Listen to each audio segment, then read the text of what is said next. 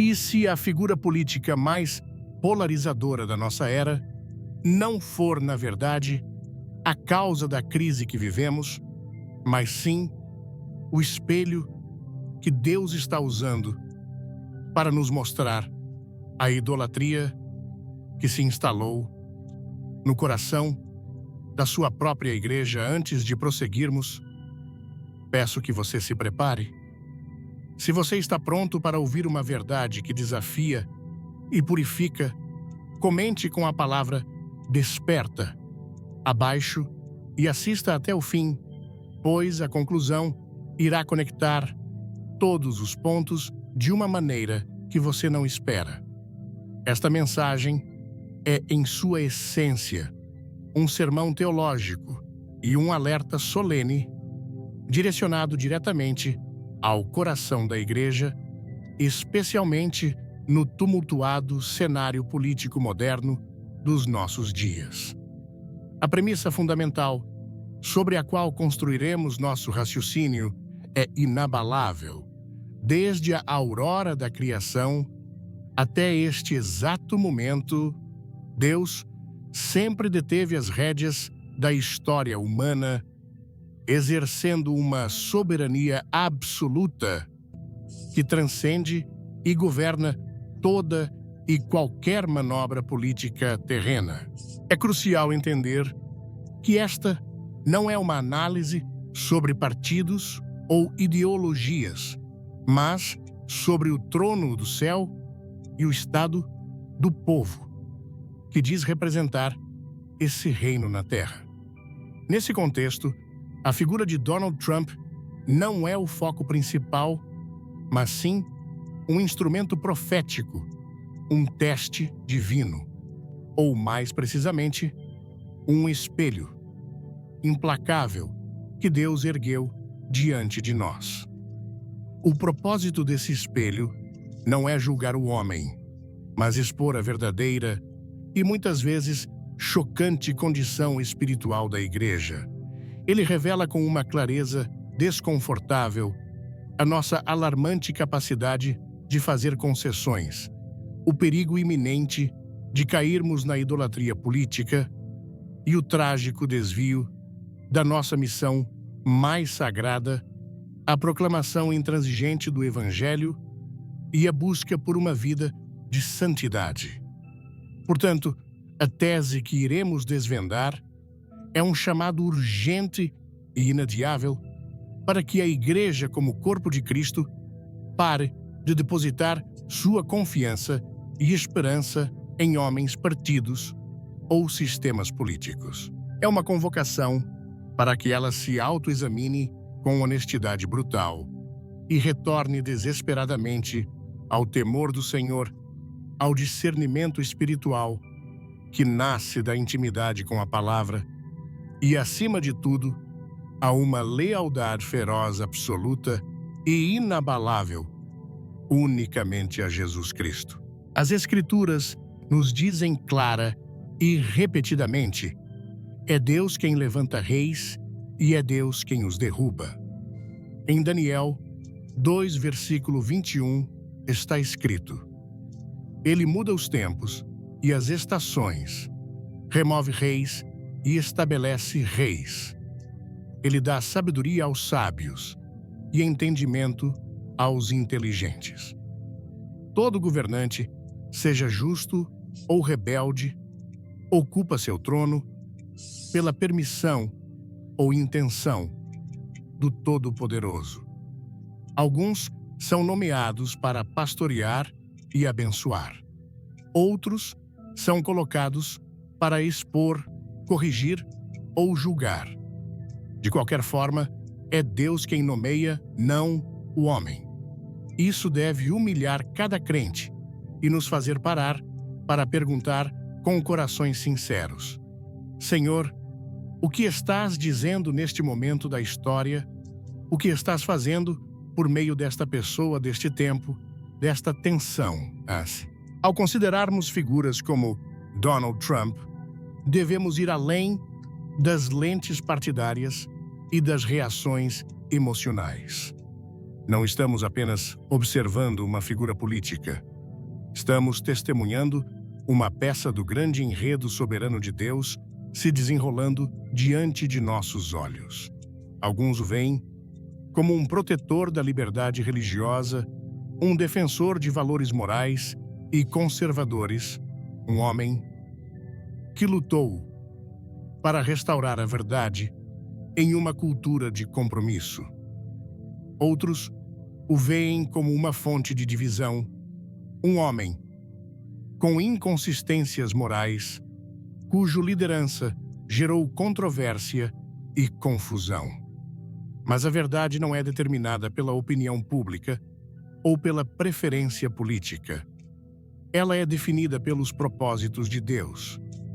E se Deus, em sua infinita sabedoria, permitiu que Donald Trump ascendesse, caísse e talvez até ascendesse novamente, então, a questão com a qual devemos lidar não é simplesmente o que as pessoas pensam, mas sim o que Deus está fazendo. Isso não é novidade. Já vimos isso antes. Olhemos para os dias do Antigo Egito. Deus levantou Faraó, não porque Faraó o honrasse, mas porque por meio de Faraó, Deus mostraria seu poder inigualável. O Senhor declarou em Êxodo 9, versículo 16: Mas, na verdade, para isso, te mantive para mostrar-te o meu poder, e para que o meu nome seja anunciado por toda a terra. Depois houve Nabucodonosor, rei da Babilônia, um governante pagão, que apesar de seu orgulho e crueldade, foi chamado de meu servo por Deus em Jeremias 25, versículo 9. Eis que mandarei buscar todas as famílias do norte, diz o Senhor, e a Nabucodonosor, rei da Babilônia, meu servo, e os trarei contra esta terra, contra os seus moradores e contra todas estas nações ao redor. Ele foi usado para trazer julgamento sobre Israel. Ou consideremos Ciro, o monarca persa, que, embora não conhecesse o Senhor pessoalmente, foi instrumental em libertar o povo de Deus do cativeiro, conforme Isaías 45, versículo 1. Assim, diz o Senhor ao seu ungido, a Ciro, a quem tomo pela mão direita, para abater as nações diante dele. Esses não eram homens piedosos pelos padrões humanos, mas ainda assim eram instrumentos nas mãos do Todo-Poderoso. O padrão nas Escrituras é inegável. Antes de começarmos, deixe um comentário com o número 1, se curtir o conteúdo, e se inscreva no canal. Deus não exige que um homem seja justo para cumprir um propósito justo. Ele usa quem ele escolhe. Ele não está limitado pelo caráter do vaso. Ele está ligado apenas à sua própria fidelidade. Então, e quanto a Donald Trump? Será que Deus está usando alguém que carrega um passado repleto de falhas, orgulho, controvérsia e confronto? Poderia tal homem ainda fazer parte do grande plano redentor de Deus? Sim, sem dúvida sim, porque Deus pode usar qualquer um. Mas aqui devemos ser extremamente cuidadosos. Muitos cristãos caem em uma armadilha perigosa.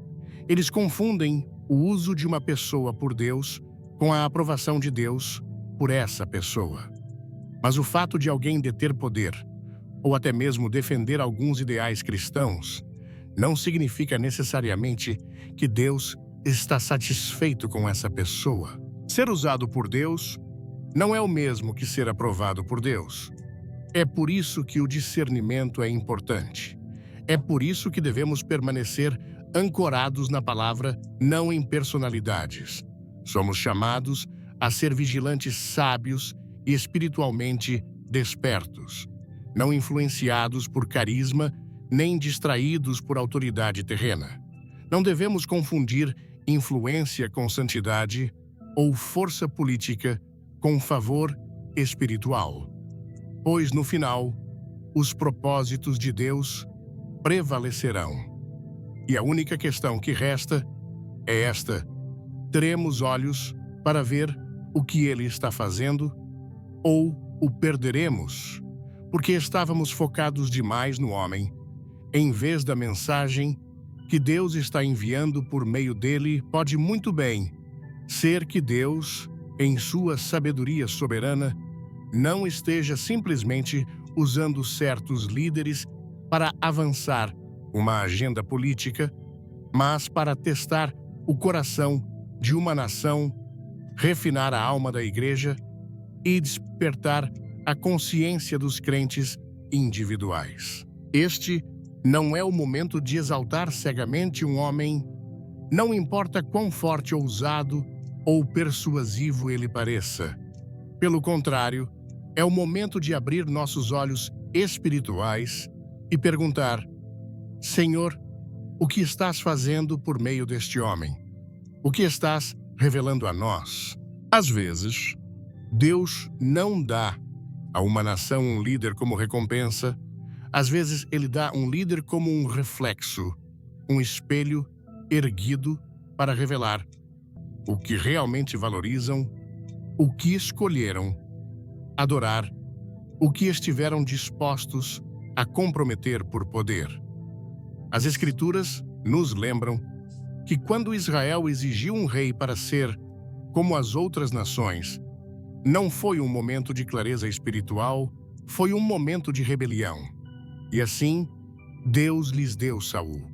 Ele era alto, impressionante e carismático. Parecia perfeito para o papel. Ganhou os corações com confiança e eloquência. Mas por baixo da superfície, Saul era orgulhoso, impulsivo e espiritualmente falido. Ele não obedeceu à voz de Deus. E, no entanto, Deus permitiu que ele governasse não porque Saul era a resposta, mas porque o povo havia rejeitado Deus como seu verdadeiro rei. Será que Donald Trump não é a solução, mas sim o holofote? Será que por meio de sua ascensão e reinado através do conflito e da controvérsia, Deus não está apontando para uma solução política, mas expondo algo mais profundo, a condição da igreja americana, a alma de uma nação? Não podemos ser ingênuos. Só porque alguém cita as Escrituras ou fala na linguagem da fé, não significa que anda no temor do Senhor. A Bíblia nos adverte claramente em 2 Coríntios 11, versículos 14 e 15. E não é de admirar, porque o próprio Satanás se transforma em anjo de luz. Não é muito, pois, que os seus próprios ministros se transformem em ministros de justiça, o fim dos quais será conforme as suas obras. A enganação raramente é óbvia. Não parece sempre sombria ou maligna. Às vezes parece patriótica. Às vezes soa moral nobre e ousada. Mas apenas aqueles que caminham intimamente com Jesus, que são íntimos de sua voz, enraizados em sua palavra, serão capazes de discernir se um líder está sendo usado por Deus para restauração ou para julgamento. Estamos vivendo em tempos proféticos. O mundo ao nosso redor está ecoando com sinais que não são apenas políticos, eles são espirituais. Cada manchete, cada veredicto dos tribunais, cada mudança no governo e na cultura está sussurrando algo que o Espírito de Deus já está falando à sua igreja. Acordem, discernam a hora. Não ponham sua confiança em príncipes, em homens mortais que não podem salvar. O salmista declarou isso em Salmos 146, versículo 3, e permanece verdadeiro hoje. Nossa esperança não está em Washington ou em um homem com influência, mas no nome do Senhor nosso Deus. Se de fato Donald Trump foi levantado nesta hora, o propósito não é que a igreja o exalte. O propósito é que a igreja examine a si mesma, olhe para dentro, confronte o que tomou o trono de nossos corações. Não gostou? Dê um like. Mesmo assim, vai que muda de ideia. Uma das tendências mais dolorosas na igreja moderna é a crescente inclinação de trocar a glória de Deus pela excitação da política. Estamos testemunhando uma geração de crentes que estão mais energizados em defender uma figura política do que em proclamar o nome de Jesus. E isso deveria nos entristecer. Isso deveria nos despertar. Deus nunca chamou seu povo para comprometer seus corações a um homem, não importa quão magnético, eloquente ou aparentemente justo ele pareça. E, no entanto, o que estamos testemunhando é uma mudança inquietante. A lealdade de muitos crentes a Donald Trump começou de forma sutil a ofuscar sua lealdade a Jesus Cristo. E isso não é apenas uma questão de opinião ou preferência, é uma questão da alma. Não se trata de apreciar as políticas do homem ou respeitar seu estilo de liderança. Trata-se de algo muito mais profundo, algo espiritual, algo eterno. Quando um homem é mais elogiado no santuário do que o Salvador, quando seu nome é elevado mais nas conversas do que o nome de Cristo, quando somos mais rápidos em defender seu caráter do que em nos arrepender de nossos próprios pecados, então algo deu terrivelmente errado. Não estamos mais de pé sobre o fundamento da verdade. Estamos sobre o terreno instável e desmoronante da idolatria. E sejamos claros, a idolatria nem sempre vem vestida na forma de um bezerro de ouro ou uma estátua esculpida. Às vezes, parece um boné de campanha.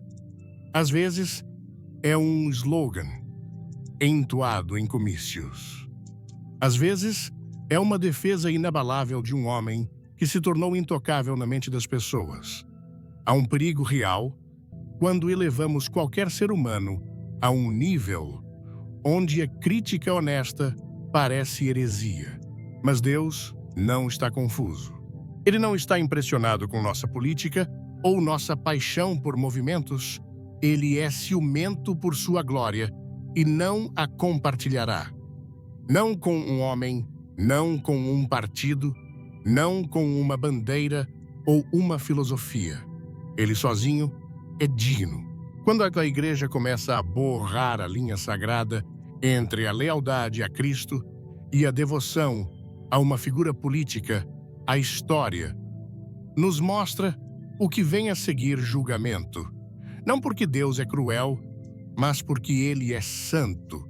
Basta ler o Antigo Testamento. Olhe para Israel. Toda vez que misturaram sua fé com idolatria, toda vez que substituíram a confiança em Deus pela confiança no homem, colheram a tristeza de sua própria decisão. Que possamos aprender com a história deles. Que possamos ver com olhos espirituais. Que possamos nos arrepender, retornar e realinhar nossos corações, não ao redor de uma personalidade, mas ao redor da cruz. Repetidamente ao longo da história, o povo de Deus colocou sua confiança em reis, em tratados e em alianças mundanas, acreditando que essas soluções humanas garantiriam paz e segurança. Mas em vez de encontrar libertação, muitas vezes se viram sob o peso da disciplina divina. Por quê? Porque esqueceram aquele que os libertou em primeiro lugar. Eles desviaram os olhos do Deus que abriu o mar, que trouxe água, da rocha, que derrotou exércitos com trombetas e fé, e colocaram sua confiança em homens. E se formos honestos, devemos nos fazer as mesmas perguntas difíceis hoje. Estamos mais entristecidos pela fragmentação de nossa nação do que pela fragmentação em nossos próprios corações. Estamos mais preocupados com o que está acontecendo em Washington, D.C., do que com o que está acontecendo nos púlpitos de nossas igrejas e nos altares de nossos lares. Tornamo-nos mais comprometidos em vencer eleições do que em ganhar almas para o reino de Deus. Essas não são perguntas fáceis, mas são necessárias, porque quando a igreja se torna mais agitada por vitórias políticas do que por avivamento espiritual, é um sinal de que perdemos nosso primeiro amor. Perdemos nosso caminho.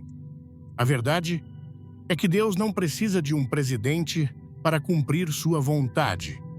Ele não depende de uma plataforma política para realizar seus propósitos.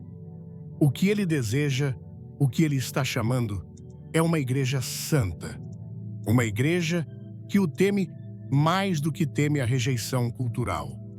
Uma igreja que é mais leal à cruz do que a um partido. Uma igreja que está disposta a defender a verdade, mesmo quando a verdade não está em alta. Fique até o final do vídeo para uma surpresa incrível. Sejamos honestos conosco mesmos.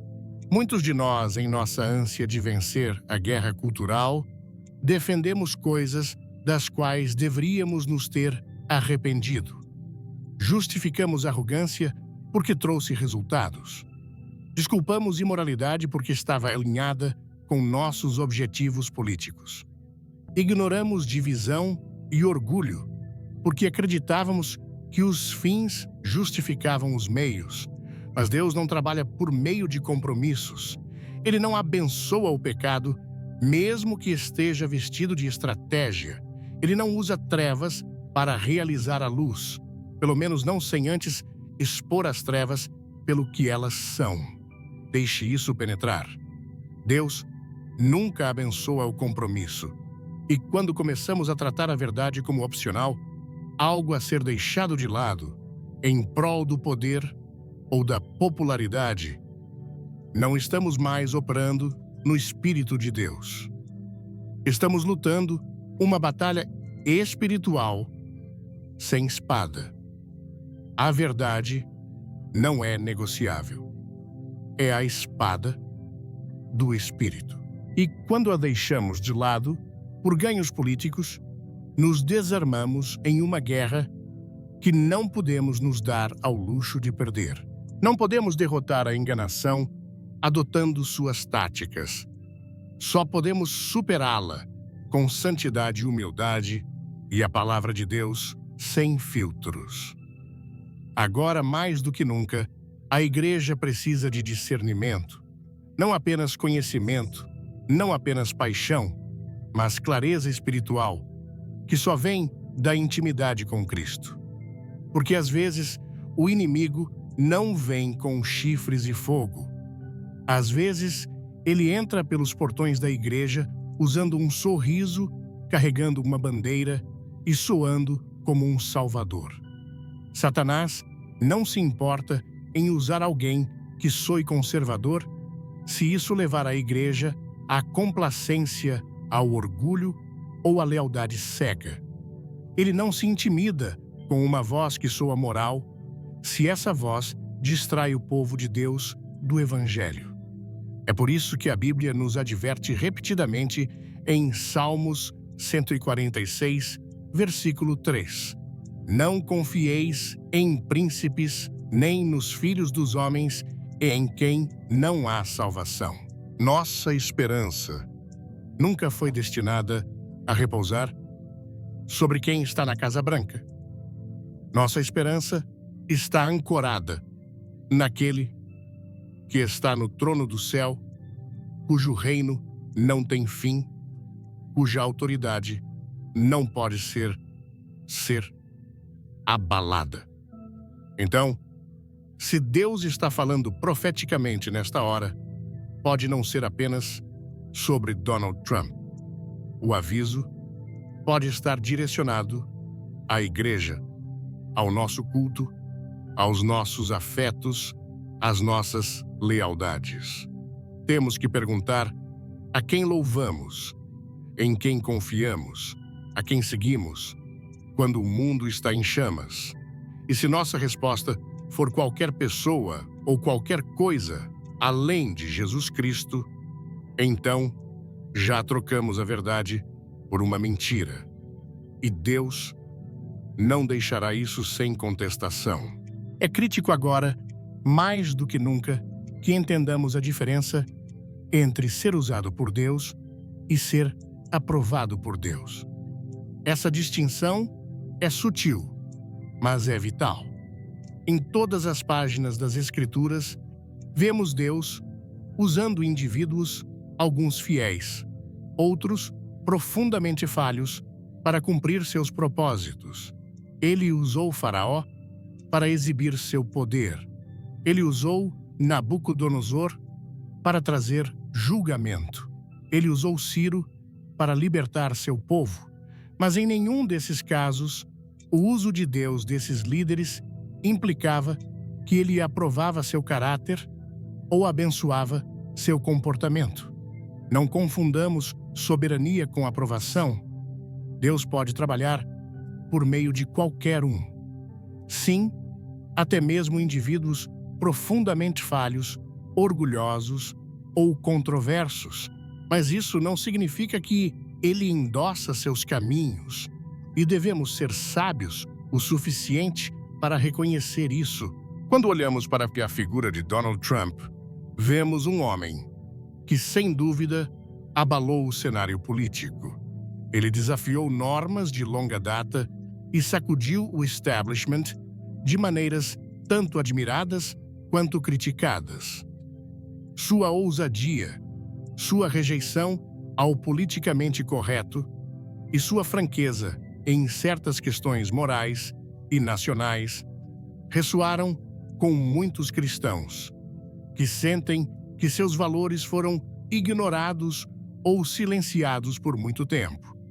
Para alguns, ele se tornou um símbolo de resistência, uma figura guerreira, disposta a se posicionar na brecha. Mas também devemos enfrentar uma realidade mais profunda. Nem todos que lutam por nossos valores o fazem a partir de uma convicção piedosa.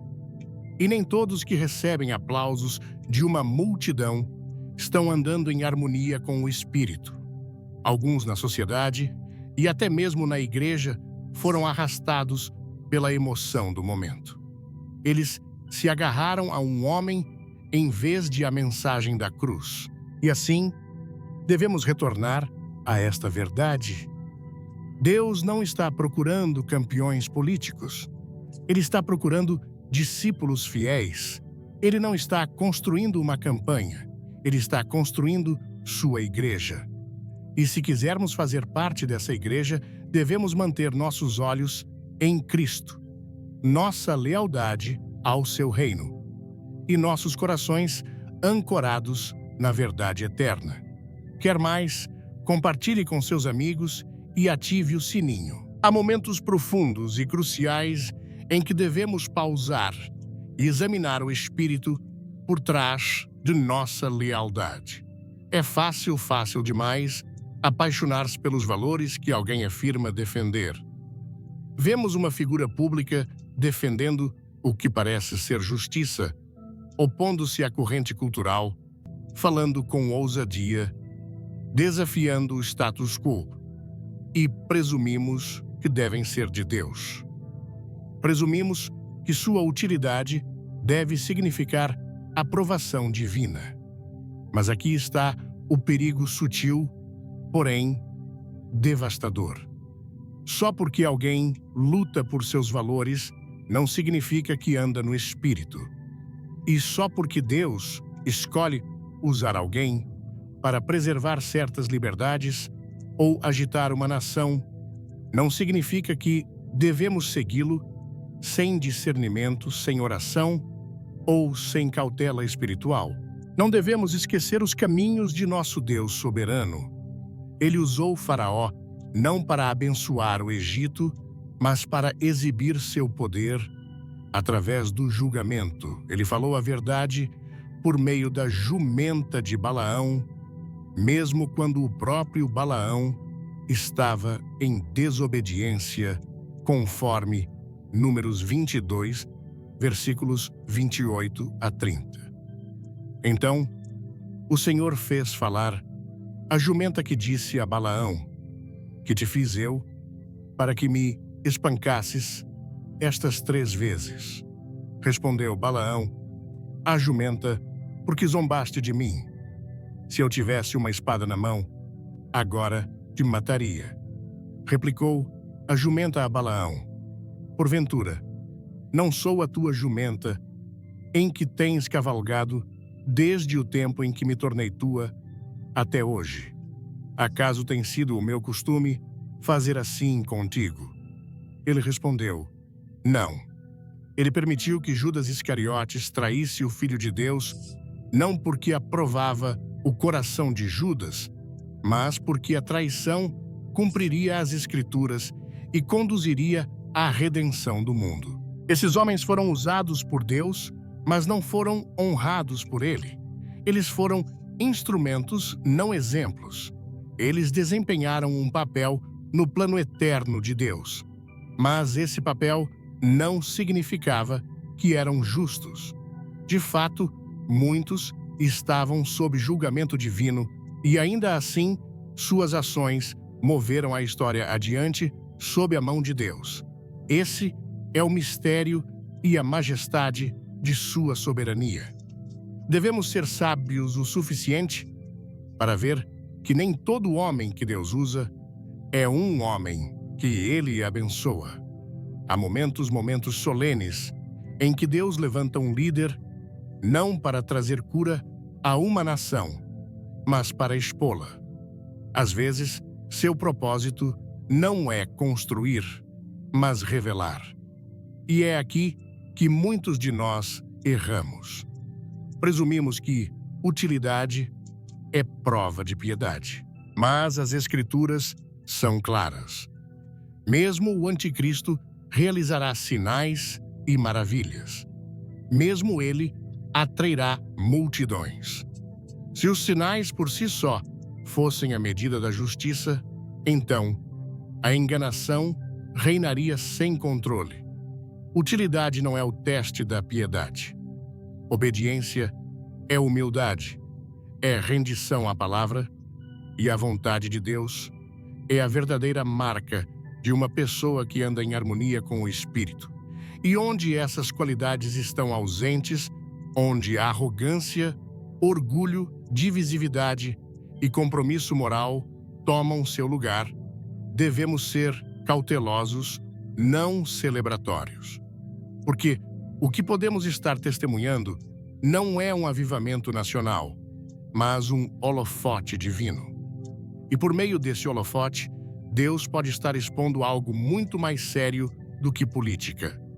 Ele pode estar expondo a idolatria em nosso culto, o compromisso em nossos púlpitos e a superficialidade de nosso discernimento. Se nos encontramos apoiando uma pessoa simplesmente porque ela segura uma Bíblia, mas nunca paramos para perguntar como ela vive, o que promove ou o fruto de suas palavras e ações, então perdemos de vista o que realmente importa. O inimigo nem sempre ataca a igreja de fora. Às vezes, ele a infiltra, oferecendo um campeão falso. Alguém que parece um defensor, fala como um líder, mas carece do fruto do Espírito. E nós, desesperados por um salvador político, confundimos carisma com caráter e ousadia com santidade. Agora, isso não é um chamado ao desengajamento político. Os cristãos devem se importar profundamente com a verdade, com a justiça, com a direção moral de nosso país. Somos chamados a ser sal e luz em todas as arenas da vida, incluindo a esfera pública. Mas não podemos nos engajar às custas de nosso chamado. Não somos, antes de tudo, cidadãos de qualquer nação terrena. Somos embaixadores de um reino celestial. Nossa lealdade deve ser a Cristo. Nossa identidade deve estar enraizada na cruz. E nosso testemunho se torna comprometido no momento em que começamos a desculpar o pecado por causa da influência ou defender comportamentos que estão em oposição direta ao Evangelho que afirmamos pregar. Este é um tempo para reflexão santa, um tempo para nos fazermos perguntas difíceis e honestas. Estamos seguindo um homem porque acreditamos que ele é o vaso escolhido por Deus? Ou estamos entregando nosso discernimento porque é conveniente fazê-lo? Nossa admiração se tornou cega. Silenciamos a voz suave e convicta do Espírito Santo em favor da lealdade a alguém que, embora sendo usado por Deus, também pode ser um sinal de seu julgamento. Essas não são perguntas fáceis, mas são essenciais, porque a saúde da igreja depende de nossa capacidade de separar a clareza espiritual da lealdade emocional. Vamos interagir. Diga nos comentários o que achou e o que quer ver no próximo vídeo. Só porque alguém faz parte do plano de Deus, não significa que está andando na presença de Deus. E devemos chegar a um acordo com uma verdade que muitos prefeririam não ouvir. O que está acontecendo na América agora não é apenas uma crise política. É um julgamento espiritual. A inquietação, a divisão, a confusão. Não é apenas o resultado de políticas fracassadas, mudanças culturais ou liderança falha. É o tremor de uma nação sob o peso de seu pecado. É o gemido de um povo que se desviou da verdade. É o som de uma trombeta do céu, nos advertindo para retornar, para nos arrepender, para realinhar nossos corações com o coração de Deus. Esse tremor que vemos em todos os níveis, social, moral, governamental, não é um acidente. Não é aleatório. É divino. Deus não está assistindo passivamente enquanto uma nação se desfaz. Ele está falando através do caos. E a questão que devemos fazer não é o que está acontecendo em Washington, mas sim, estamos ouvindo o que Deus está dizendo no redemoinho. Quando você vê uma nação dividida em duas, quando a verdade é zombada e deixada de lado, quando o pecado é celebrado e a corrupção é recompensada, não presuma que isso é apenas mais um ciclo eleitoral ou tempestade política. Este é um momento espiritual, um momento profético, um tempo em que o céu está falando alto. E a igreja deve decidir se despertará ou continuará dormindo no conforto de suas alianças culturais. Não o que estamos testemunhando na América agora não é simplesmente uma mudança nas marés políticas ou um fracasso de liderança. É algo muito mais profundo, muito mais consequente. Esta não é uma nação em declínio comum. É uma nação sendo advertida divinamente. A proteção foi levantada. A cobertura protetora que outrora nos protegia, não por nossa força, mas pela misericórdia de Deus, foi removida. E o que se segue não é um desmoronamento aleatório. É o que acontece quando um povo abençoado, além do que jamais mereceu, vira as costas para aquele que lhe deu tudo. A América não está apenas em crise. A América está sendo confrontada. E a parte mais trágica, grande parte da igreja ainda está adormecida, agarrando-se à falsa esperança de que um político ou um partido político pode consertar o que apenas o arrependimento pode curar. Houve um tempo na história e nas Escrituras em que a justiça de um remanescente poderia trazer bênçãos para toda uma terra. Quando os poucos fiéis se posicionavam na brecha e o favor de Deus cobria uma multidão. Mas também chega um momento solene e inevitável em que Deus permite que uma nação seja governada não por sabedoria, mas por confusão, não por justiça, mas por ilegalidade, não por aqueles que o temem, mas por aqueles que refletem a própria rebelião do povo. Quando isso acontece, não é uma falha da democracia, não é uma falha no sistema, é julgamento. É Deus dando a uma nação exatamente o que ela persistentemente pediu uma vida sem ele. Leia Romanos 1, versículos 24 a 28. Por isso, Deus entregou tais homens à imundícia pelas concupiscências de seus próprios corações para desonrarem seus corpos entre si, pois eles mudaram a verdade de Deus em mentira, adorando e servindo a criatura em lugar do Criador, que é bendito eternamente. Amém. Por causa disso, os entregou Deus a paixões infames, porque até as mulheres mudaram o modo natural de suas relações em outro contrário à natureza. Semelhantemente, os homens, também deixando o contato natural da mulher, se inflamaram mutuamente em sua sensualidade, cometendo torpeza, homens com homens, e recebendo em si mesmos a merecida punição do seu erro.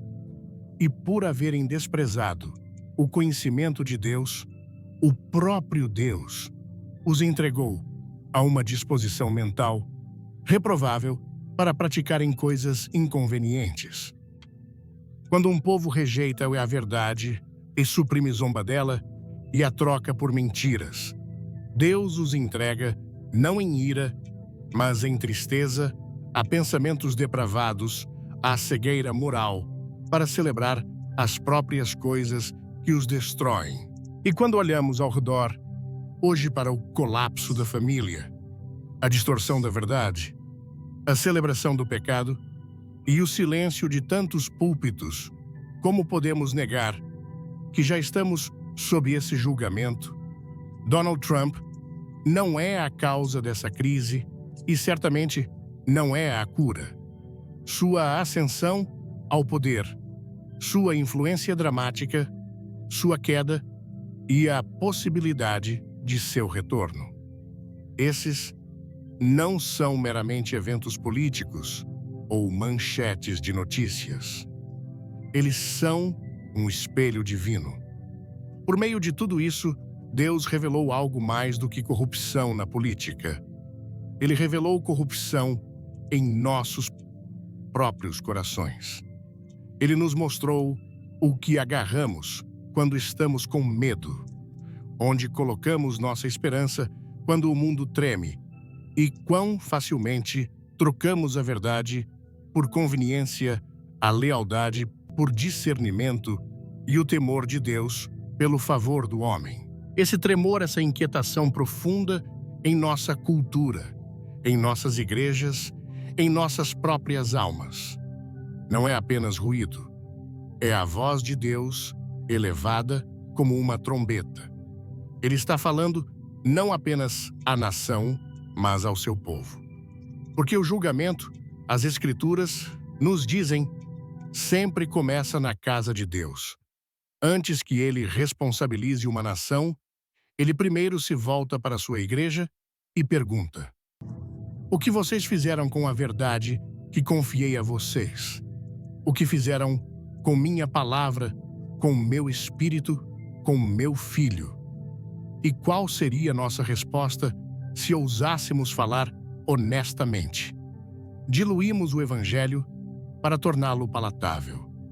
Desviamos o olhar do pecado porque confrontá-lo era desconfortável. Abraçamos plataformas políticas mais avidamente do que a verdade profética.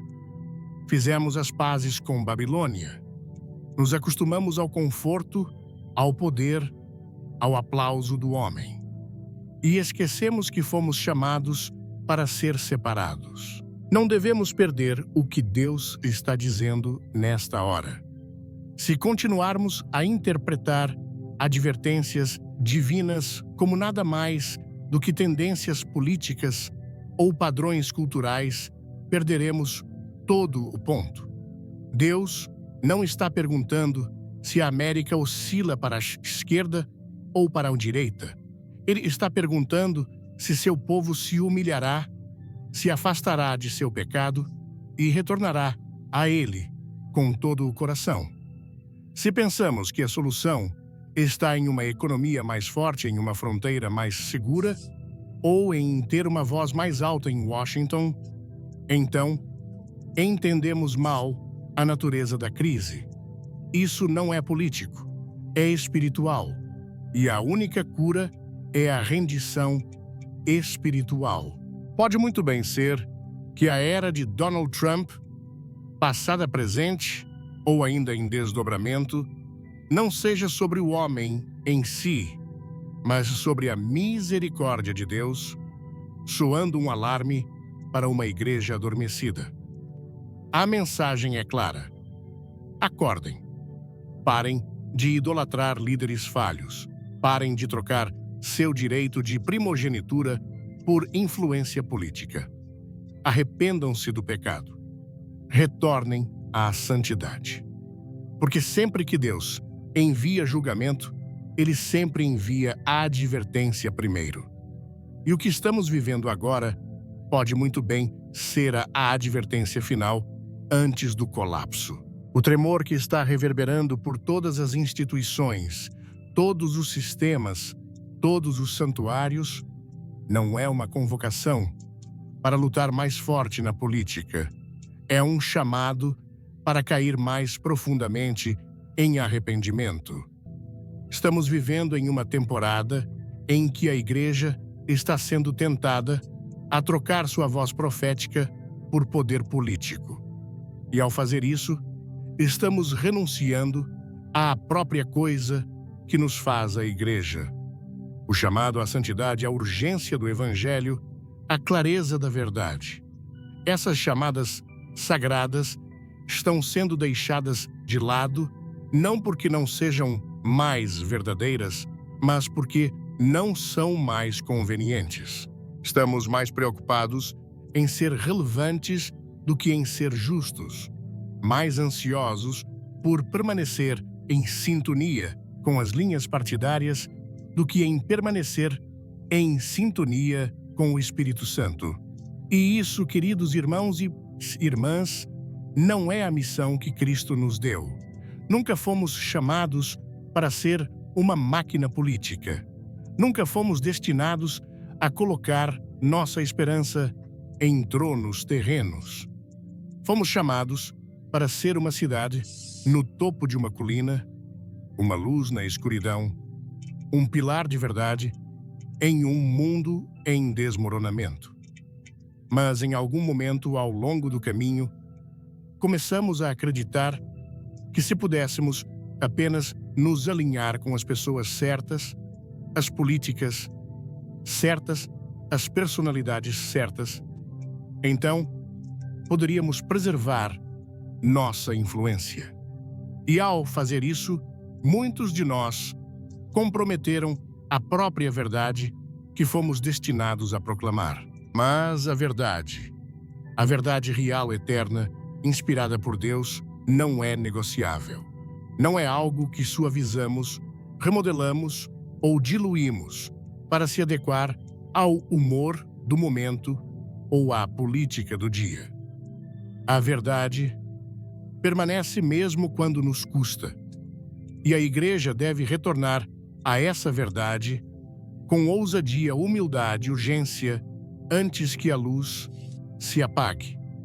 A palavra de Deus não pertence a um partido político, não está drapejada em vermelho ou azul, nem está confinada por fronteiras ou identidades nacionais. Não é americana nem europeia. Não é conservadora nem progressista. A palavra de Deus é santa, é eterna, é imutável. E quando essa igreja começa a remodelar sua mensagem para acomodar as sensibilidades dos políticos, que favorece quando os púlpitos se tornam tímidos para não ofender aqueles no poder, o que estamos testemunhando não é discernimento, é desobediência. É a lenta erosão da autoridade profética em troca da conveniência política. Devemos entender, suavizar nossa pregação para manter o acesso político não é uma estratégia de sabedoria, é um comprometimento de nosso chamado. Deus não abençoa o silêncio calculado. Ele não está impressionado com nossa inteligência ou nossas relações públicas. O que ele honra é a obediência radical e inabalável. E quando nossa lealdade a uma figura política nos faz fechar os olhos para o pecado, temperar nossas convicções em prol do quadro maior, então já renunciamos à própria autoridade moral que dá à Igreja sua voz. Perdemos o terreno elevado. Nos últimos anos, muitos púlpitos ficaram em silêncio. Não porque a verdade mudou, não porque o Espírito parou de falar, mas porque dizer a verdade se tornou caro. As igrejas hesitam em falar sobre questões de integridade, de caráter moral, de orgulho e divisão. Não porque não saibam o que é certo, mas porque falar pode custar-lhes membros doadores, influência, e então permanecem em silêncio. Mas o silêncio nesta hora não é segurança, é rendição. Isso não é ousadia, é medo disfarçado de estratégia. E revela uma verdade inquietante em algum momento ao longo do caminho. Colocamos nossa confiança no lugar errado. Estamos confiando em Cristo, que é o mesmo ontem, hoje e para sempre. Ou estamos colocando nossa confiança nas areias movediças do poder político? Jesus não veio para preservar uma cultura. Ele não sofreu e morreu para garantir nosso modo de vida preferido. Ele veio para salvar almas. Ele veio para redimir pecadores. Ele veio para proclamar um reino que não é deste mundo, não construído por votos ou políticas, mas pela graça, pela verdade e pelo poder de Deus. E, no entanto, muitos na igreja começaram a se comportar como se nossa maior missão fosse defender um sistema frágil, em vez de proclamar uma salvação duradoura. Confundimos o conforto cristão com o chamado do reino. Trocamos a grande comissão pela grande campanha. E, ao fazer isso, aprendemos a desculpar o que antes teríamos condenado. Se a mesma arrogância, desonestidade ou comportamento imoral viesse de alguém fora de nosso círculo político, não hesitaríamos em apontá-lo. Mas quando vem de alguém que se alinha com nossa tribo, fazemos desculpas, justificamos. Dizemos, bem, pelo menos, eles estão lutando por nós. Como se isso, de alguma forma, santificasse seu pecado. Mas, amigos, Deus nunca nos chama a defender o erro simplesmente porque é útil. Ele nos chama a defender a justiça, não importa o custo. E esse é o grande teste deste momento. Será que a igreja será a igreja? Seremos um povo separado, santo, intransigente e fiel? Ou nos tornaremos um ramo religioso de um movimento político, ecoando pontos de discussão, em vez de proclamar o Evangelho? Deus nunca precisou de um presidente para cumprir seus propósitos. Ele não espera por um projeto de lei ser aprovado ou por um tribunal decidir. O que ele busca é um povo que o tema mais do que teme perder relevância. Ele deseja líderes, pastores, professores crentes que falarão a verdade, mesmo quando for impopular, mesmo quando ofender, mesmo quando custar seu lugar, suas amizades, sua influência, até mesmo seus púlpitos. Este é um momento de acerto de contas. Manteremos firme o Evangelho, com integridade, o diluiremos em prol da influência.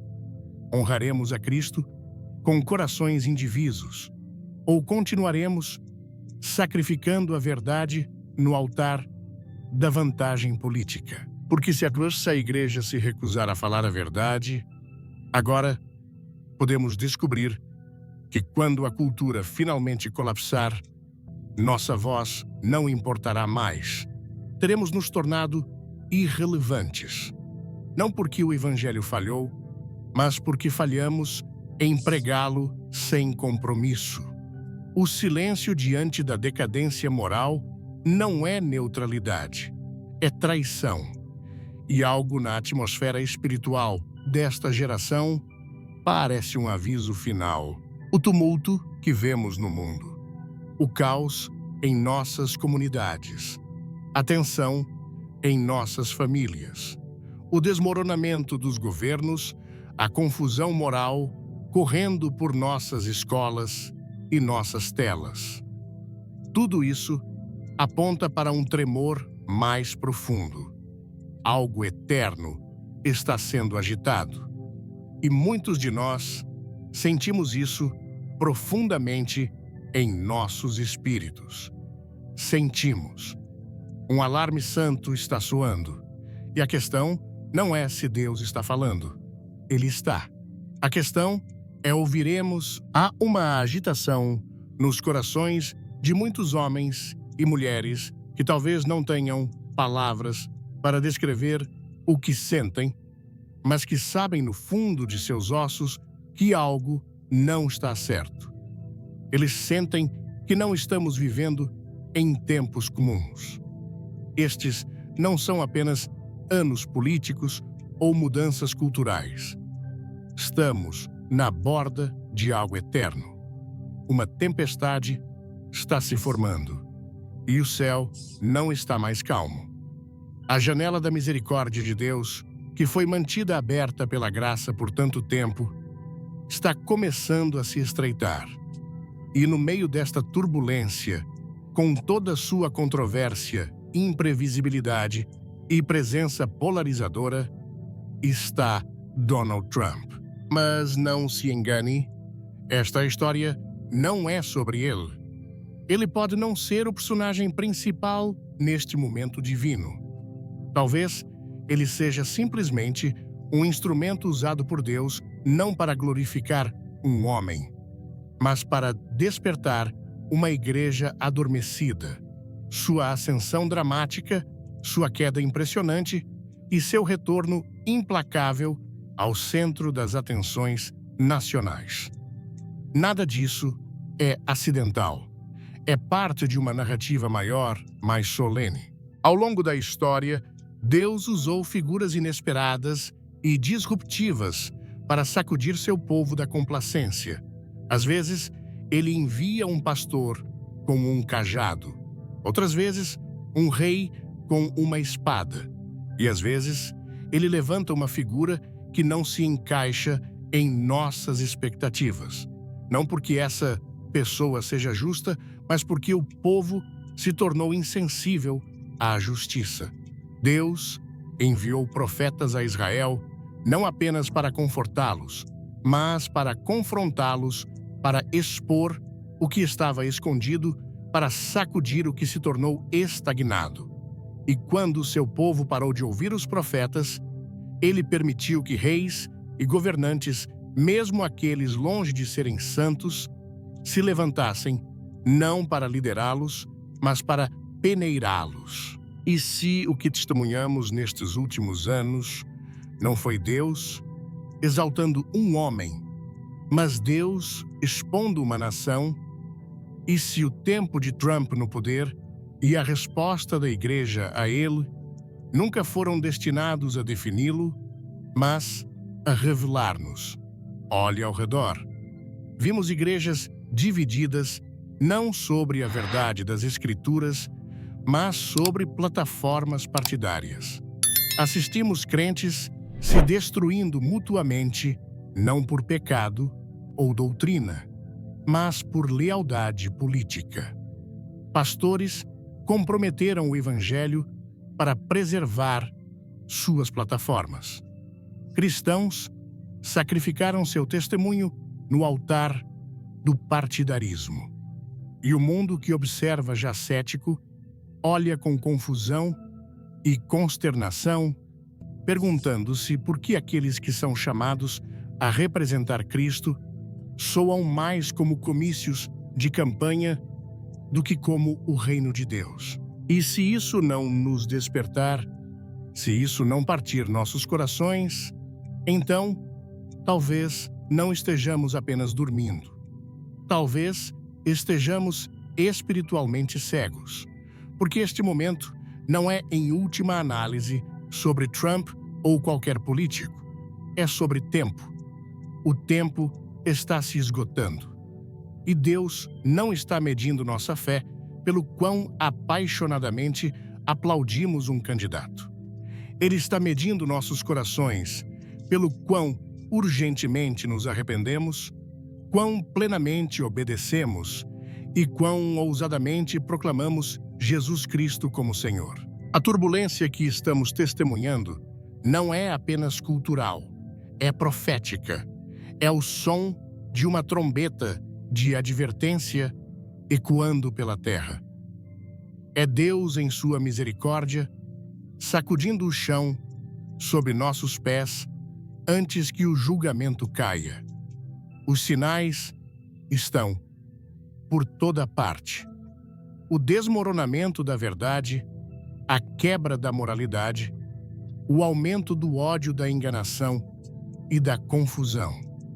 Esses não são eventos aleatórios. São sinais da misericórdia divina, um último chamado para retornar antes do anoitecer. Estamos nos aproximando da meia-noite. O relógio da graça está correndo. E o que fizermos agora ecoará na eternidade. Se a igreja continuar a discutir sobre política temporária, enquanto almas eternas estão em jogo, se continuarmos a priorizar conforto e estratégia sobre verdade e arrependimento, então estaremos diante do trono um dia e prestaremos contas não de como votamos, mas de como obedecemos. Este não é um momento para planejar nosso caminho para a influência.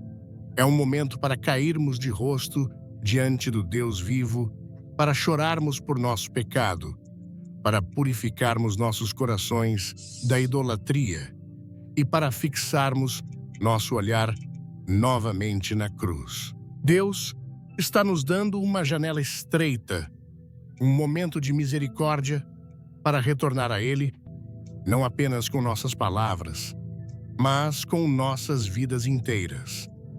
Estamos sendo testados não pela mídia, não pela cultura, mas pelo próprio Deus. Ele está observando para ver se seu povo despertará antes que o julgamento desça completamente. Os tremores que vemos em nossa economia, em nossas famílias, em nosso cenário moral, não são apenas tragédias. São a misericórdia em movimento porque nosso Deus sempre adverte antes de julgar. E este pode ser nosso aviso final. Seja o que for que se desenrole no próximo ciclo eleitoral, seja o que for que aconteça com o futuro de Donald Trump, quer ele ascenda novamente ou desapareça silenciosamente, isso não alterará o que Deus requer de sua igreja. Ele não está procurando guerreiros políticos. Ele está procurando adoradores espirituais, homens e mulheres que não se curvarão aos bezerros de ouro do poder da riqueza ou do controle. Ele está procurando aqueles que viverão vidas santas, que proclamarão o Evangelho sem vergonha e que amarão a verdade mais do que amam a aprovação. Mesmo enquanto o mundo ao redor deles queima, e quando a trombeta final soar, e ela soará, não importará quem sentou na Casa Branca. Só importará quem sentou aos pés de Jesus. O espírito de compromisso rastejou para o coração da Igreja Global. O que antes era sussurrado nas sombras, agora é proclamado dos púlpitos. Não coramos mais diante do que antes chamávamos de pecado, e, no entanto, Deus ainda nos chama para sermos separados, para sermos santos, para sermos dele. Este momento, esta hora, não é sobre um homem. É sobre a eternidade. E está chamando por uma igreja que está completamente desperta. O que antes partia os corações de homens e mulheres piedosos, o que antes os trazia de joelhos em lágrimas e tremor, agora é frequentemente recebido com silêncio ou, pior, com um encolher de ombros. Estamos vivendo em um momento em que a desmontagem da verdade não é barulhenta ou violenta, mas lenta, sutil e quase indetectável, como uma névoa que se insinua enquanto a igreja dorme. As verdades que antes estavam inabaláveis, esculpidas nos próprios fundamentos de nossa fé, agora são tratadas como negociáveis, flexíveis, ajustáveis ao humor da era. As linhas sagradas que antes definiam a igreja, o limite inconfundível entre santidade e mundanismo, entre verdade e erro, foram tão borradas, tão manchadas pelo compromisso que muitos não conseguem mais dizer onde estão. E isso não está acontecendo apenas em um lugar ou entre um grupo. Esta é uma onda que se move pelo globo. Toda igreja, toda denominação, todo púlpito sentirá isso. Todos serão testados por isso. O que você vê hoje é apenas o começo. Sempre começa da mesma forma. Vem vestindo as vestes da paz. Fala em tons suaves sobre unidade. Sussurra docemente sobre tolerância. Insiste que a inclusão é a maior virtude, que a bondade significa nunca ofender. E à primeira vista, parece bom, parece nobre, parece amor. Mas ouça com atenção e você ouvirá algo mais. Uma mensagem que pode estar codificada em compaixão, mas está vazia da cruz. Somos informados, não nos prendamos à doutrina. O que realmente importa é o amor. E isso parece certo, não é? Afinal, Deus é amor. Mas, querido amigo, qualquer amor que nos peça para sacrificar a verdade em seu altar não é amor de forma alguma. É um falso, é enganação disfarçada de bondade. A Bíblia já nos advertiu que nos últimos dias as pessoas não suportarão a sã doutrina. Em 2 Timóteo 4, versículos 13 e 4, está escrito: pois haverá tempo em que não suportarão a sã doutrina. Pelo contrário, cercar-se-ão de mestres, segundo as suas próprias cobiças, como que sentindo comichão nos ouvidos, e se recusarão a dar ouvidos à verdade, entregando-se às fábulas. Palavras que acalmam, mas não santificam. Palavras que afirmam, mas não transformam. Esse tempo não está chegando. Ele chegou. E não apenas esses mestres foram bem-vindos, eles foram celebrados. Eles construíram plataformas massivas, lotaram arenas e construíram ministérios não sobre a rocha da verdade, mas sobre a areia do compromisso. E o resultado é trágico. Uma geração de crentes que não consegue discernir entre luz e trevas, entre verdade e erro. Uma igreja que cita Jesus quando é conveniente, mas nega sua soberania em como vive. Uma cultura de liderança cristã, mais focada em ser apreciada pelo mundo do que em ser fiel a Deus. Agora, temos pastores com medo de nomear o pecado, aterrorizados de pregar sobre julgamento e hesitantes em falar contra a imoralidade cultural, não porque lhes falte convicção, mas porque temem perder relevância. E enquanto isso, o inimigo se regozija. Ele não precisa perseguir a igreja quando pode seduzi-la. Ele não precisa queimar nossos prédios se pode esvaziar nossos púlpitos. Ele não precisa nos acorrentar em prisões se pode nos embalar para dormir no conforto. É assim que o inimigo trabalha agora. Não através do rugido de leões, mas através das canções de ninar do compromisso. Ele aprendeu que a maneira mais fácil de silenciar a igreja não é através da violência, mas através da sedução. E a pressão para se conformar só vai crescer mais forte. A conversa global pedirá unidade, mas será uma unidade que exige a morte da convicção. Seremos informados que a doutrina divide, que as escrituras devem evoluir, que os valores bíblicos são ultrapassados, opressivos, até mesmo prejudiciais. E muitas igrejas se curvarão.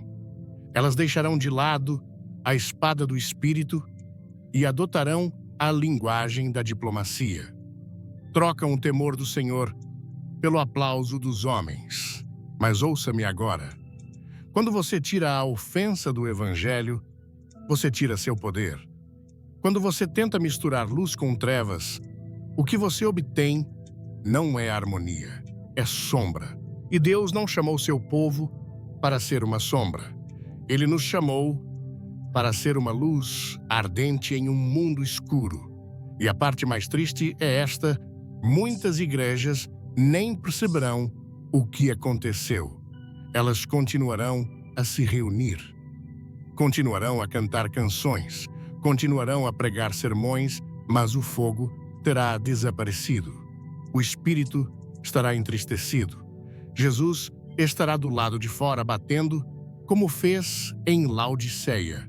Ainda haverá uma forma de piedade, mas o poder, o próprio fôlego de Deus, terá partido. O que estamos testemunhando agora, uma versão do cristianismo que não ofende ninguém, não desafia nada e tolera tudo. Um evangelho que não exige cruz, sacrifício e obediência. Um evangelho que não custa nada e não muda ninguém. Mas, meu amigo, esse não é o evangelho que salva. Esse não é o evangelho que Cristo morreu para nos dar. Esse é o evangelho do compromisso e está se espalhando como fogo. Se sua igreja ainda não sentiu essa pressão, ela sentirá. Se seu pastor ainda não enfrentou esse teste, ele enfrentará. Porque o inimigo não está atrás de prédios, ele não está atrás de orçamentos, ele está atrás da verdade, ele está atrás do evangelho. E seu objetivo não é destruir a igreja com bombas ou balas, é desmantelá-la de dentro usando conforto, aprovação e sabedoria mundana, vestida de palavras religiosas. Mas Deus não está chamando seu povo para se misturar. Ele está nos chamando para nos destacarmos, para vivermos santamente, para pregar a verdade em amor, para carregar uma cruz, não apenas usar um símbolo. E embora possa nos custar muito, até tudo vale a pena. Porque um evangelho sem custo é um evangelho sem Cristo. Este momento na história alcançará toda a igreja, toda denominação, todo santuário. Ninguém ficará intocado. Algumas congregações vacilarão suas fundações enfraquecidas pelo compromisso e pelo medo, enquanto outras, firmemente enraizadas na palavra eterna e imutável de Deus, permanecerão refinadas e fortalecidas no fogo. Mas não se engane, este tremor, esta peneiração que está começando a se agitar pela igreja, não tem a intenção de destruir. É permitido por Deus para purificar. É destinado a separar o genuíno do falso, o trigo do joio. A maior ameaça à igreja nesta hora não vem das vozes raivosas dos ateus ou dos decretos dos legisladores. Não é a legislação ou a perseguição que representa o perigo mais imediato. Não a força mais destrutiva está surgindo de dentro de nossos próprios púlpitos.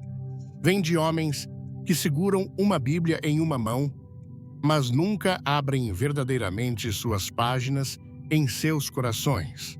Eles leem as Escrituras não como o pão da vida, mas como um enfeite, algo decorativo para realçar uma mensagem cuidadosamente elaborada para ganhar aplausos, não para chamar ao arrependimento. Semana após semana, santuários estão cheios de milhares. Muitos famintos por verdade, desesperados por esperança, apenas para serem alimentados com algo que acalma a carne. Entretém a mente, mas deixa a alma intocada, não desperta, não transformada. O que está sendo oferecido não é o conselho completo de Deus. É uma mensagem diluída, uma versão da verdade que foi despojada de sua urgência, esvaziada de sua autoridade e drenada de seu poder. Não é que a Bíblia esteja sendo negada diretamente. Não é algo muito mais perigoso. Ela está sendo redefinida. E é assim que a enganação começa.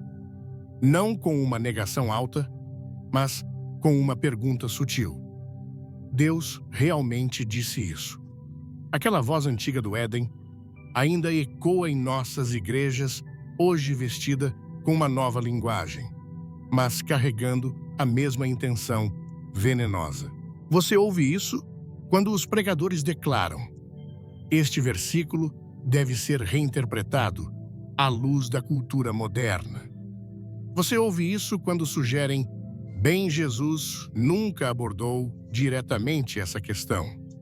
Como se as palavras em vermelho na Bíblia tivessem mais peso do que o restante da palavra inspirada de Deus.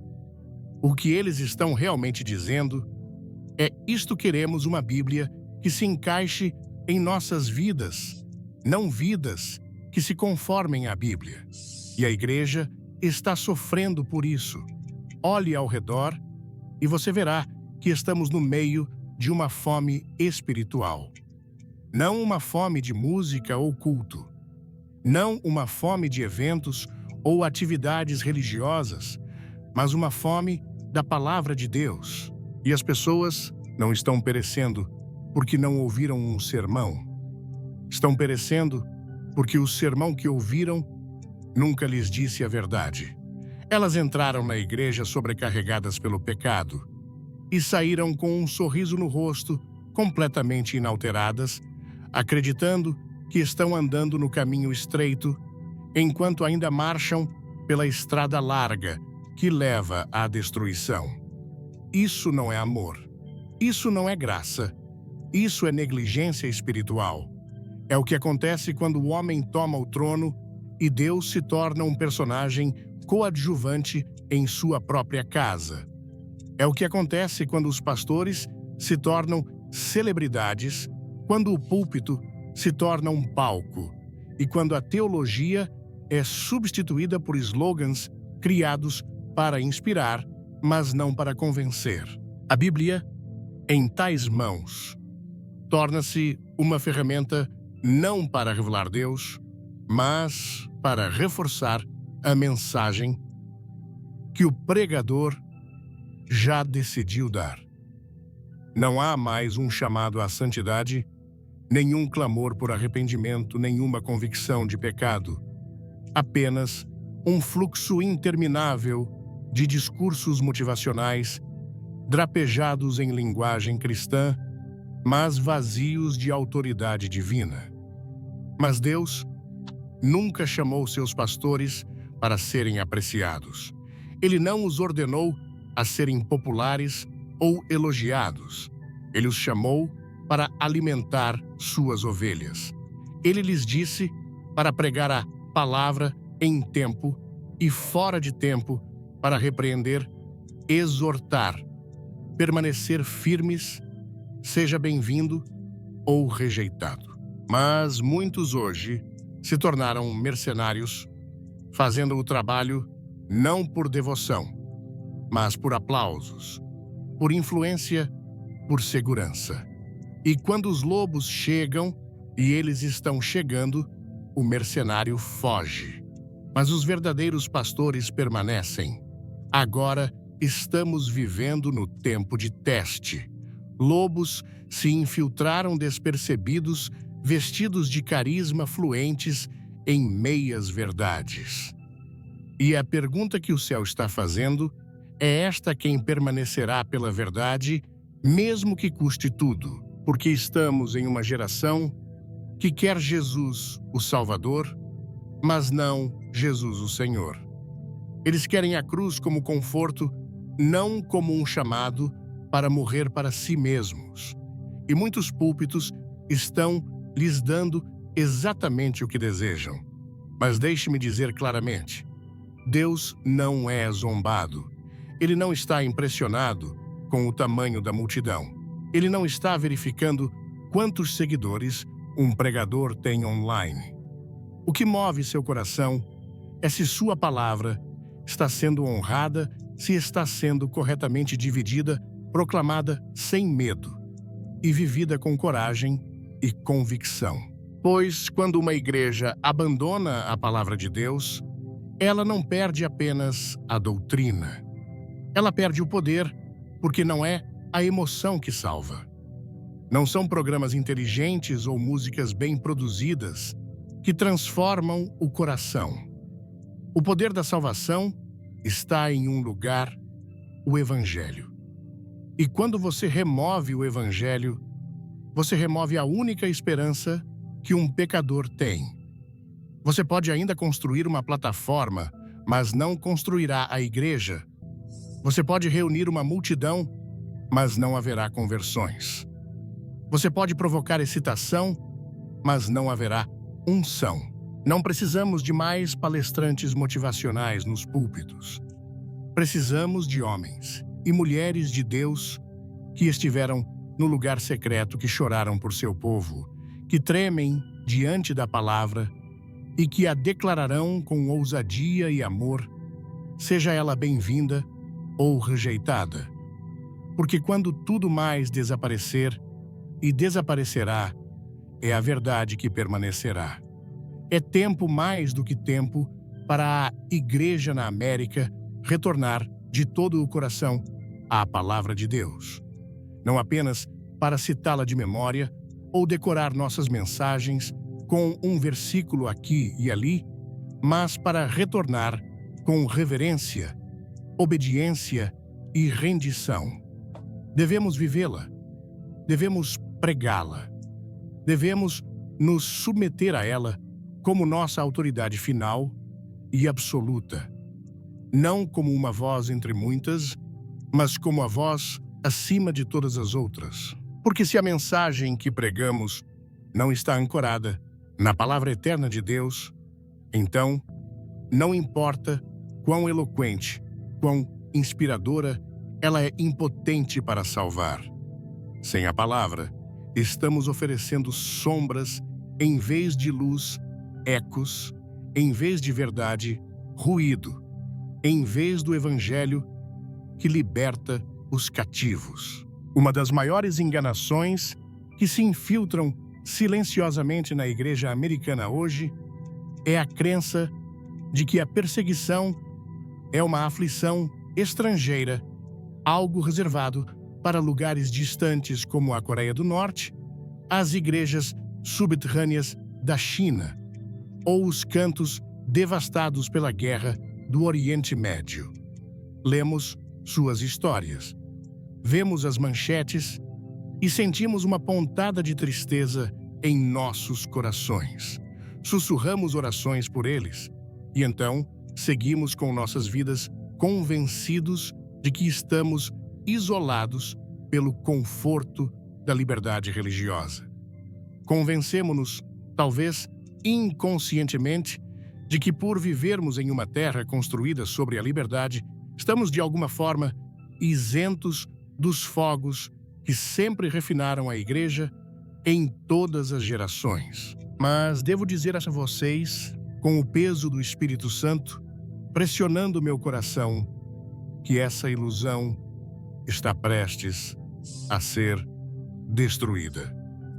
O que pensamos que nunca poderia acontecer aqui já está acontecendo. A perseguição não está por vir. Ela já começou. Não pode não parecer como a perseguição de antigamente. Pelo menos ainda não. Pode não vir primeiro na forma de soldados invadindo portas de igrejas ou crentes sendo arrastados na calada da noite. Não começará com correntes. Começará com sombras silenciosamente, sutilmente, quase imperceptivelmente no início. Mas não se engane, já começou. Eles não estão proibindo a Bíblia. Eles estão redefinindo-a. Não estão derrubando igrejas, estão sufocando sua capacidade de pregar a verdade. E no momento em que um pastor ousa falar claramente, fielmente, amorosamente, mas sem hesitação, sobre questões como pecado, gênero, a santidade do casamento ou o chamado à santidade, a cultura não debate, ela condena. Você não é rotulado como fiel, você é rotulado como odioso. Não um vigia, mas um radical. Não um pregador, mas um problema. De repente, a transmissão ao vivo de sua igreja é sinalizada. Seus sermões são removidos ou restritos. Suas redes sociais são banidas nas sombras ou silenciadas. Seu status de isenção fiscal é questionado. Seu direito de se reunir, de falar, de ministrar, torna-se ligado não à verdade, mas à conformidade. Você será informado de que pode manter sua religião desde que ela seja silenciosa, castrada, conforme. Este é o caldeirão de pressão em que estamos entrando. E se você acha que sua igreja de alguma forma passará despercebida, intocada, você não está desperto. Toda igreja será testada. Todo pastor enfrentará uma decisão. Todo crente será confrontado com uma escolha. Você permanecerá firme na verdade imutável da palavra de Deus ou se curvará sob o peso de uma cultura que a despreza. Esta não é uma advertência distante, não é apenas teoria. Este é o mundo em que estamos entrando agora. E devo dizer a vocês em amor, muitas igrejas cederão sob a pressão. Muitos púlpitos ficarão em silêncio. Muitos pastores escolherão a segurança em vez da obediência. Eles escolherão a aprovação em vez da unção. E quando o fizerem, o fogo da perseguição, por mais suavemente que comece, revelará o que estava escondido no coração o tempo todo. Por que isso está acontecendo? Porque as trevas não suportam a luz. O mundo sempre tolerará a religião enquanto ela permanecer impotente. Mas quando a igreja começa a ser verdadeiramente a igreja, quando começamos a andar em santidade, pregar justiça e falar contra o pecado, quando nos recusamos a redefinir o amor, e em vez disso, o demonstramos em verdade, então o sistema contra-atacará. Mas agora não é hora de encolher de medo. Esta é a hora de se levantar com santa ousadia. A igreja primitiva não prosperou no conforto, não cresceu sob proteção. Ela explodiu sob perseguição. O poder de Deus nunca foi mais evidente do que quando o povo de Deus permaneceu firme. Não porque era seguro, mas porque era certo. Fomos muito confortáveis, muito contentes por muito tempo. Mas o conforto nunca gerou avivamento. O avivamento vem no fogo. O avivamento nasce quando a igreja é pressionada, purificada e tornada santa novamente. Você percebe que alguns dos maiores movimentos de Deus ao longo da história não nasceram em tempos de popularidade ou favor político. Eles nasceram em celas de prisão, em lares escondidos, em orações sussurradas, atrás de portas trancadas. Os maiores avivamentos não vieram quando a igreja era celebrada, mas quando a igreja era desafiada. E o que Deus fez? Ele levantou homens e mulheres que não se curvariam. Ele levantou pregadores que temiam a Deus mais do que aos homens. Ele levantou santos que prefeririam ser zombados, marginalizados ou até martirizados a comprometer uma única palavra de sua verdade. Esse é o tipo de coragem de que precisamos. Novamente, não uma ousadia imprudente, mas uma determinação santa. Não ódio pelos nossos inimigos, mas amor inabalável pela verdade. Uma ousadia que chora e adverte no mesmo fôlego. Uma fé que não vacila quando o custo aumenta, porque os dias à frente podem ser escuros, mas também estão cheios de promessa. E acredito que no tremor, Deus está preparando um remanescente que não será movido, um povo que não recuará, uma igreja que se erguerá não com poder político, mas com autoridade espiritual, não com programas, mas com oração, não com aprovação cultural, mas com unção divina.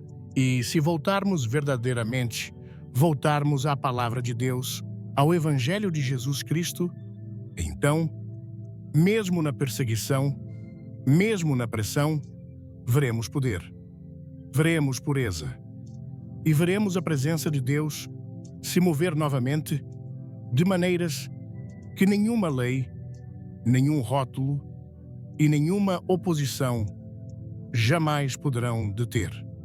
Não amanhã, não algum dia agora. O momento chegou em que ficar em cima do muro não é mais uma opção. A era do cristianismo cultural casual, do tipo que se mistura confortavelmente com a sociedade e nunca ousa ofender, acabou. Estamos entrando em uma temporada em que não haverá meio-termo, nenhum espaço cinzento, nenhum lugar para corações mornos ou compromissos pela metade. Você estará com Cristo em verdade e coragem, ou será arrastado pelas marés do compromisso e da conformidade. Não há meio-termo. E deixe-me dizer isso claramente: a perseguição não é um castigo. É uma purificação. não é uma maldição. É um fogo purificador, permitido por Deus, não para destruir sua igreja, mas para refiná-la. A perseguição não enfraquece o corpo de Cristo. Ela o fortalece. Não silencia a verdade. Silencia a pretensão. Remove o superficial e o exibicionista e revela quem verdadeiramente anda com Deus.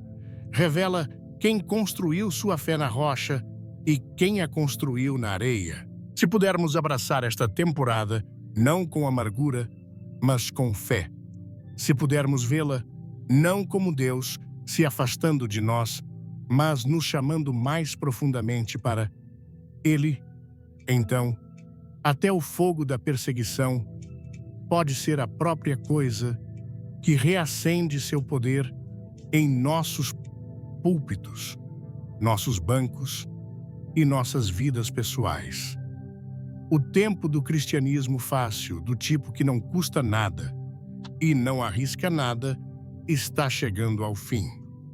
O tremor já começou e não cessará até que cada igreja, cada pastor e cada crente seja levado a uma encruzilhada e deva decidir de quem aprovação. Eu realmente vivo de Deus ou do mundo? E não se engane. Essa decisão moldará o futuro da igreja em nossa geração. Há algo profundamente solene que devemos enfrentar nesta hora. O Espírito Santo não é obrigado a permanecer onde não é bem-vindo. Ele não habita onde é resistido. Ele não capacita onde é silenciado. Ele não permanece em lugares onde é ignorado, entristecido ou trocado pelo aplauso humano. Você pode construir um belo prédio de igreja, pode reunir 1000 pessoas, pode criar uma experiência de culto deslumbrante, cheia de luzes e transições perfeitamente cronometradas. Pode pregar sermões que citam alguns versículos bíblicos envoltos em tons motivacionais. Mas nada disso garante a presença ou o poder de Deus. E aqui está o perigo: muitas igrejas aprenderam a funcionar sem Ele. Elas sabem como encher uma sala, mas não como enchê-la com sua glória. E a parte mais aterrorizante, elas nem percebem que Ele se foi. É possível, terrivelmente possível, ter ímpeto, energia e até altos emocionais e ainda estar completamente vazio de unção. É possível ter talento, estratégia e visão e ainda estar espiritualmente falido. O Espírito Santo não é movido por carisma, branding inteligente ou os melhores planos dos homens. Ele é atraído pela pureza. Ele é movido pela humildade. Ele é bem-vindo pela rendição e obediência à verdade. Mas o que fizemos nesta era moderna, trocamos o altar pelo palco. Substituímos reuniões de oração sagradas por reuniões de produção polidas. Não esperamos mais por Deus. Programamos em torno dele. Não pedimos mais que o Espírito Santo lidere. Pedimos que ele não atrapalhe nosso programa cuidadosamente planejado. A palavra de Deus diz em Efésios 4, versículo 30, e não entristeçais o Espírito de Deus, no qual fostes selados para o dia da redenção. Essa palavra, entristecer, fala de tristeza, de mágoa, de dor profunda. E o que o fere mais profundamente do que quando sua própria igreja, o próprio templo onde ele deveria habitar, começa a abraçar o pecado, distorcer a verdade e exaltar o homem em vez de Cristo. O que parte seu coração mais do que quando cantamos Espírito Santo venha, enquanto vivemos em rebelião contra sua palavra. Usamos seu nome, mas ignoramos sua voz. E o resultado, fizemos da igreja um lugar onde as pessoas vêm para se sentir bem mas não para se acertar com Deus. Focamos na atmosfera em vez do altar, na marca em vez da quebrantamento. E lentamente, silenciosamente, quase invisivelmente, o espírito começa a se retirar. O fogo se apaga. A convicção diminui. A fome desaparece. E, no entanto, o show continua. E isso é o que o torna tão perigoso, porque a maquinaria da igreja continua a se mover. Os programas ainda funcionam. Os cultos ainda são realizados. As canções ainda são cantadas. Os prédios ainda estão cheios. Mas a glória se foi. E ninguém diz uma palavra. Assim como nos dias de Eli. A lâmpada de Deus se apagou no templo e a vida continuou como se nada tivesse mudado. Mas tudo havia mudado. A presença se foi. O Espírito havia partido. E Cabode foi escrito sobre aquele lugar. A glória partiu e essa mesma tragédia está se desdobrando pela América hoje. Há prédios com torres e cruzes, com bandas de louvor e transmissões ao vivo, com oradores talentosos e ministérios dinâmicos, e ainda assim, sem presença, sem poder, sem unção. O Espírito se foi e ninguém notou. Como chegamos aqui, toleramos o pecado. Diluímos o arrependimento. Priorizamos o conforto em vez da consagração. Silenciamos o Espírito Santo quando ele não se encaixava em nossas agendas cuidadosamente roteirizadas. Em suma, e que isto ressoe com a clareza de um trovão nos céus, a mensagem que se desdobrou diante de nós nunca foi, em sua essência, um comentário político. Seria um erro trágico e superficial reduzi-la a isso. O que testemunhamos aqui foi uma dissecação profética, um alerta visceral, direcionado não aos corredores do poder em Washington, mas aos corredores do coração da Igreja de Jesus Cristo.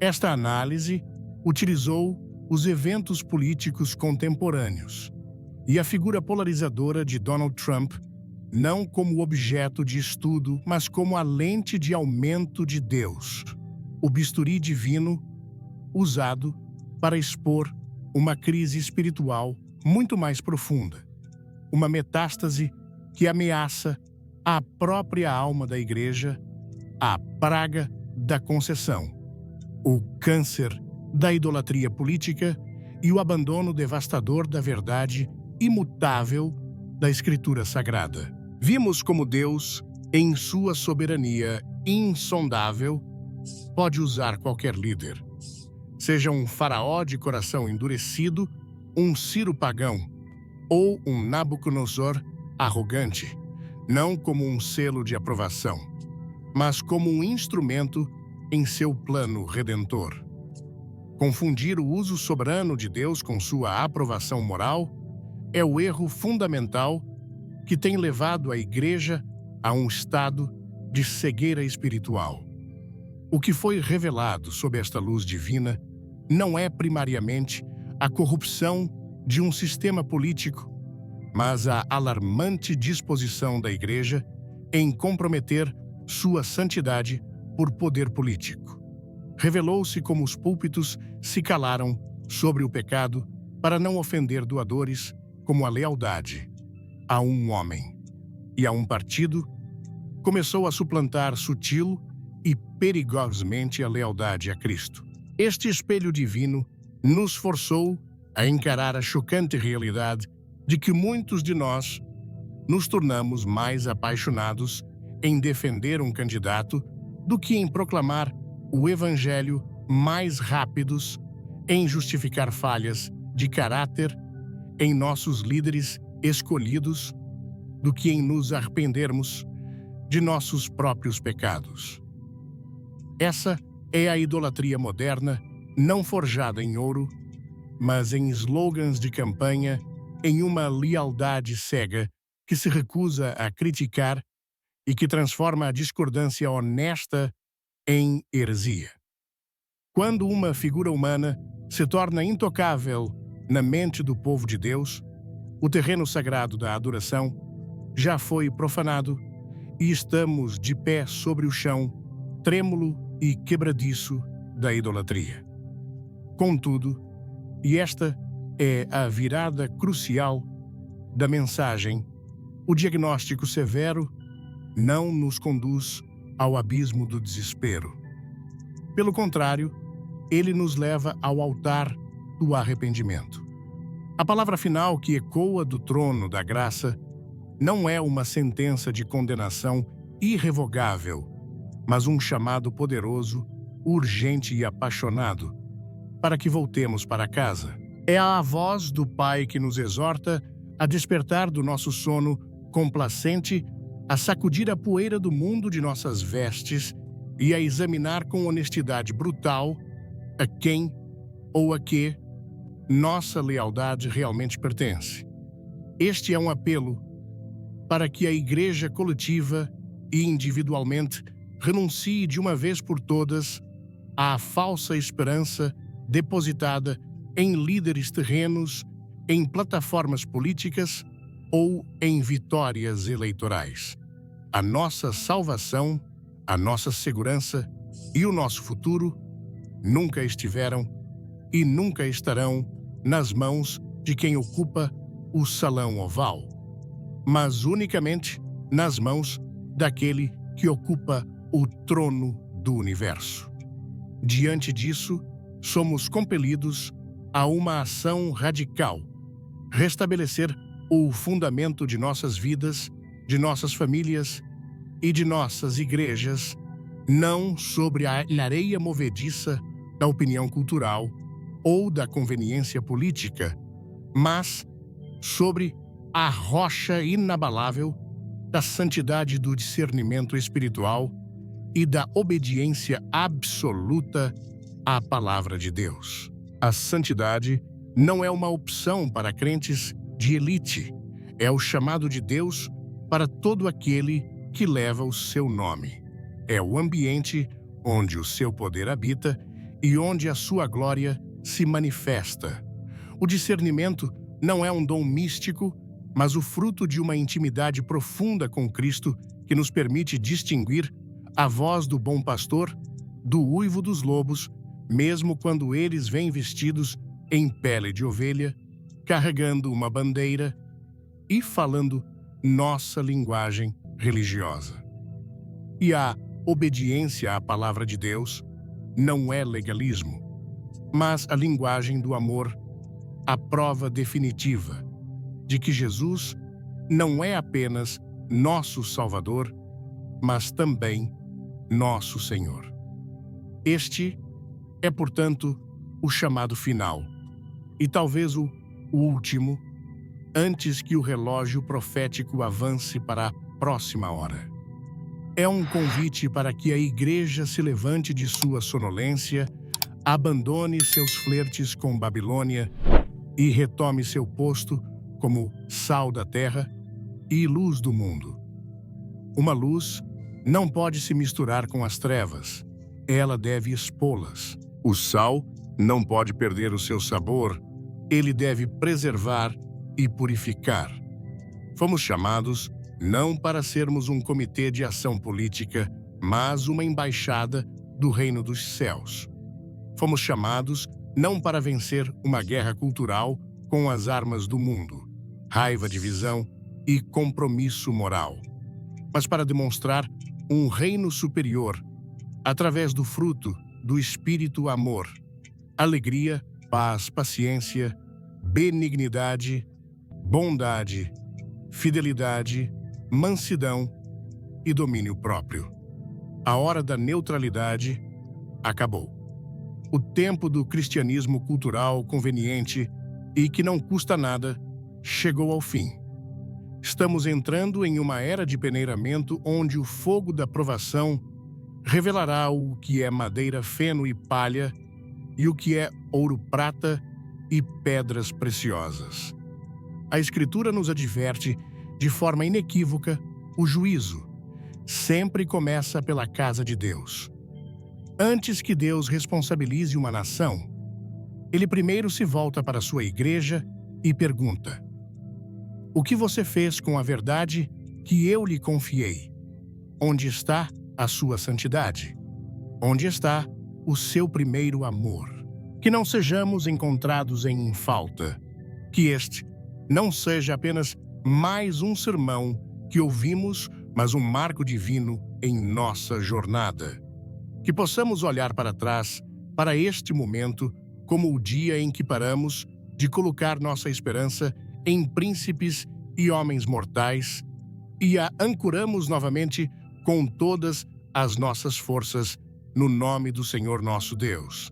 A pergunta que paira sobre cada um de nós nesta hora não é em quem você vai votar, mas a quem você vai adorar.